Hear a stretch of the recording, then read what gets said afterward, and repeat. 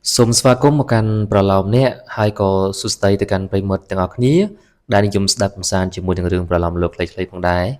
ដោយថ្ងៃនេះខ្ញុំរវល់ខ្លាំងពេកមិនបាននិទានរឿងសម្រាប់ជូនទៅដល់បងប្អូនទស្សនាដូចជាសម្ដាប់នោះទេ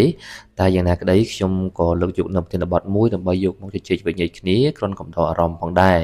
ក្នុងនោះដែរខ្ញុំបានដកស្រង់សុភាសិតខ្មែរចំនួន4ដើម្បីយកមកបកស្រាយជូនបងប្អូនស្ដាប់លេងៗមុនចូលគេងក្រែងការដូចជាចំណេះដឹងមួយជ្រុងតូចទៅថ្ងៃមុខ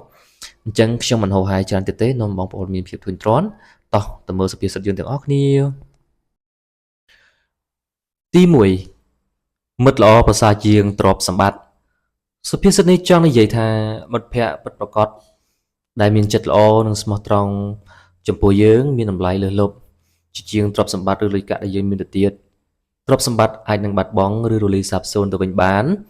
ប៉ុន្តែមិត្តភាពពិតប្រាកដគឺជាកម្លាំងចិត្តនិងគឺជាការគ្រប់គ្រងដ៏រឹងមាំដែលមិនអាចកាត់ថ្លៃបាននោះទេមិត្តល្អនៅក្បែរយើងទាំងពេលយើងសប្បាយនិងពេលយើងមានទុក្ខលំបាកទី2ទុកព្រួយចែកគ្នាស្រួលចិត្តពីរនាក់សុភាសិតនេះទោះបីជាមិននិយាយចំអំពីមិត្តភាពក៏ដោយក៏វាបង្ហាញយ៉ាងច្បាស់អំពីសារៈសំខាន់នៃការដែលយើងមានមនុស្សនៅក្បែរខ្លួនជាពិសេសមិត្តភក្តិនៅពេលយើងមានទុក្ខកង្វល់ការចែករំលែកទុក្ខនោះទៅកាន់មិត្តភក្តិនឹងធ្វើឲ្យ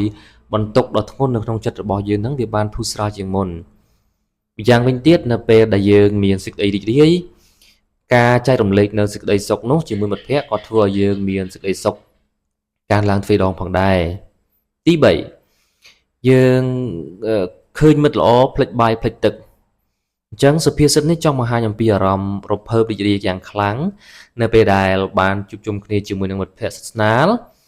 ការជួបជុំមិត្តល្អធ្វើឲ្យយើងសប្បាយចិត្តខ្លាំងរហូតពេលខ្លះភ្លេចនៅការស្រេកឃ្លានដូចជាឃ្លានបាយឬក៏ស្រេកទឹកជាដើមវាសង្កត់ធ្ងន់ទៅលើតម្លៃផ្លូវចិត្តដ៏ធំធេងដែលមិត្តភាពនាំមកទី4ចងមិត្តមួយដូចបានទ្រនំមួយសុភាសិតនេះប្រៀបធៀបការបង្កើតមិត្តភក្តិម្នាក់ទៅនឹងការទទួលបានទំនុំមួយសម្រាប់ទ្រទ្រង់ខ្លួនទំនុំជួយឲ្យយើងមានការរឹងមាំមានភាពរឹងមាំនិងអាចផ្អែកផ្អងបានដូចគ្នានេះដែរមិត្តភក្តិពិតប្រាកដគឺជាអ្នកដែលគ្រប់គ្រងលើកទឹកចិត្តនិងជួយជ្រោមជ្រែងយើងនៅពេលដែលយើងជួបប្រទះជាមួយនឹងបញ្ហាឬការលំបាកនៅក្នុងជីវិតអញ្ចឹងសង្ឃឹមថាសុភាសិតទាំង4នេះនឹងជួយទាំងអស់គ្នាឲ្យយល់កាន់តែច្បាស់អំពីតម្លៃនៃមិត្តភាព